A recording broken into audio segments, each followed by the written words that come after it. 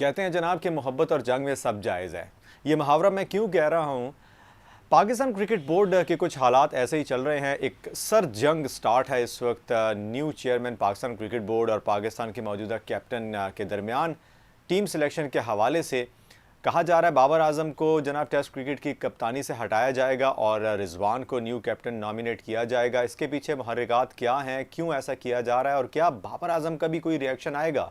क्या वो कप्तानी से बिल्कुल साइड पर तो नहीं हो जाएंगे खुद से? इस पर आज की वीडियो में बात करते हैं। स्लो बाउंसर को सब्सक्राइब कीजिए और बेल आइकॉन के बटन को प्रेस कीजिए। पाकिस्तान के एक बड़े मुस्तनद इदारे ने कल ये एक बड़ा तहलका खेज़ इंकशाफ किया कि बाबर आजम को टेस्ट क्रिकेट की कप्तानी से हटाया जा रहा है और मोहम्मद रिजवान को जो है वो न्यू कैप्टन नॉमिनेट किया जा रहा है। इसके पीछे रीज़न्स क्या थी? रीज़न्स ये बताई गई जी कि जब वर्ल्ड कप का स्क्वाड अनाउंस किया गया तो उस वक्त बाबर आजम और चीफ सिलेक्टर के दरमियान जो एक कन्वर्सेशन हुई थी और जिन खिलाड़ियों को पिक किया गया था, मोस्ट ऑफ द टाइम तो प्लेयर्स जो है जैसे कह लीजिए कि अगर 15 का स्क्वाड है तो उसमें से 8 से 10 प्लेयर्स तो ऑब्वियसली वो होते हैं कि जो पहले से माइंड में होते हैं जी इनको रखना ही रखना है। कुछ ऐसे प्लेयर्स होते हैं जिन पर रिजर्वेशंस होती हैं। जिस तरह अगर हम बात करें तो बाबर जो है उनके हवाले से अगर मैं बात करूं तो वो ये चाहते थे कि फ़खर ज़मान हो गए, जो उस्मान कादिर हैं वो हो गए, ये 15 रुकनी स्क्वाड के अंदर मौजूद रहते,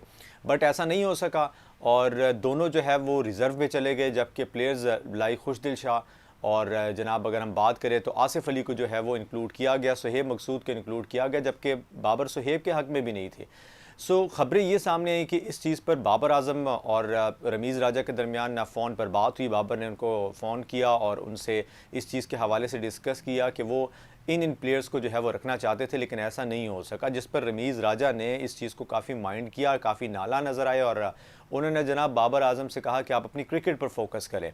और साथ ही उनकी टेस्ट क्रिकेट के हवाले से ये खबर सामने आ गई कि जी उनको टेस्ट क्रिकेट की कप्तानी से हटाया जा रहा है।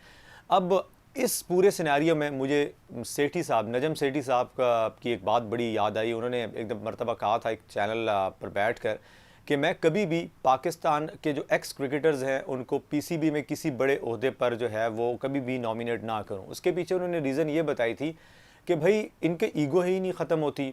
वो ये समझते हैं जी कि हम हरफ आखिर हैं और वो ये समझते हैं कि ये जो जूनियर है ये मतलब हमें हमारी हाँ में हाँ मिलाए और हर बात को माने। जबकि जो जूनियर होता है वो मॉडर्न डे क्रिकेट के अंदर ऑब्वियसली जब वो अपना नाम कमाता है तो वो भी अपनी इनपुट देना चाहता है, तो ऐसे में क्लैश आता है। ये चीज़ें माजी में भी हम देख चुके हैं। जब जावेद मियाँदाद साहब भी पाकिस्तान के किसी दौर में कोच रहे थे तो प्लेयर्स के साथ उनकी ये सिलसिले जारी रहते थे। और अब दोबारा हम यही चीज़ देख रहे हैं कि जब जैसे ही रमीज़ राजा साहब आए हैं सो उन्होंने अपने फ़ैसले लेना शुरू कर दिए हैं।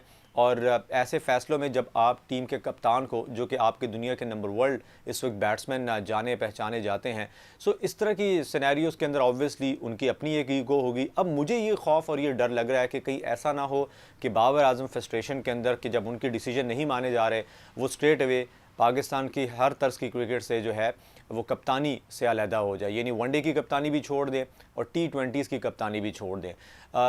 वर्ल्ड कप से पहले क्या होगा इसका तो मैं कुछ नहीं कह सकता, बट मुझे लग रहा है कि अगर फ्यूचर में ऐसा ही सिलसिला आपस में रहा, क्लैश रहा, क्योंकि जिस तरीके से बाबर को अगर इग्नोर किया गया है तो ऑब्वियसली जो भी थोड़ा बहुत भी अगर बंदा जो है वो इस तरह की नेचर का होगा तो वो कभी इस चीज़ को बर्दाश्त नहीं करेगा और वो स्ट्रेट अवे जो है कुछ इस तरह के डिसीजन लेने की तरफ जाएगा और अपनी बात को मनवाने की कोशिश करेगा। अब आगे से चूँकि रमीज़ राजा साहब भी हैं जिन्होंने स्ट्रेट अवे आते साथ ही कह दिया था कि नो फिक्सर जो है, जो फिक्सर्स हैं वो अलाउ नहीं है, अब उनको भी जो है वो साइड पे किया गया। और मैं पहले भी इस चीज़ का मेरे माइंड में था कि शायद कहीं ना कहीं शर्जील को साइड पे करने का जो रीज़न था वो ये भी हो सकता है कि हालांकि फ़िटनेस तो उनकी स्टार्ट से ही ऐसी थी। लोग कह रहे जी कि फ़िटनेस की वजह से, भाई फ़िटनेस की वजह से नहीं हो मेरा ख्याल के हुआ होगा, क्योंकि फ़िटनेस तो उनकी स्टार्ट से ऐसी थी।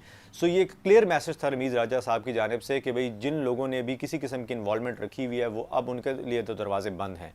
एक तो ये रीज़न भी है। दूसरा, इसके अलावा भी T20s में पावर हिटर्स जो है वो लाने की कोशिश, रमीज़ राजा हमेशा यंगस्टर्स को ज़्यादा प्रमोट करने की कोशिश करते हैं जी के एक्सपीरियंस की तरफ ना जाया जाए, क्योंकि यही एक्सपीरियंस खिलाड़ी इससे पहले भी वर्ल्ड कप्स के अंदर खेल चुके हैं और कोई खातिर खा कारकर्दगी नहीं हुई। मेरा मकसद भी यही था इस वीडियो का कि इस वीडियो हम मैं ये बात आप तक करना चाह रहा था कि ये जो सिलसिला चल रहा है ये बिल्कुल भी ठीक नहीं है। किसी ऐसे शख्स को बीच में लाजमी इन्वॉल्व होना पड़ेगा जो इन मामलात को बेहतर तरीके से जो है वो रैप अप करने की कोशिश करें। एक अच्छी अंडरस्टैंडिंग होना ज़रूरी है chief selector with captain and chairman Pakistan cricket board. लेकिन अगर अभी स्टार्ट ही लिया है रमीज़ राजा ने और ये सिलसिले सामने आना शुरू हो गए हैं, तो ऑब्वियसली रमीज़ राजा अपनी बात मनवाना चाहेंगे। वो चाहेंगे कि जो वो चाहते हैं, जो वो प्लान लेकर आए हैं पाकिस्तान की क्रिकेट को बेहतर करने के लिए, वो उस पर इम्प्लीमेंटेशन हो।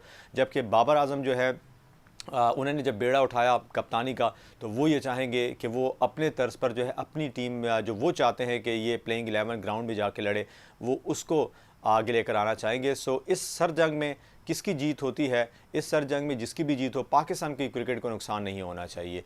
ये मैसेज है जी।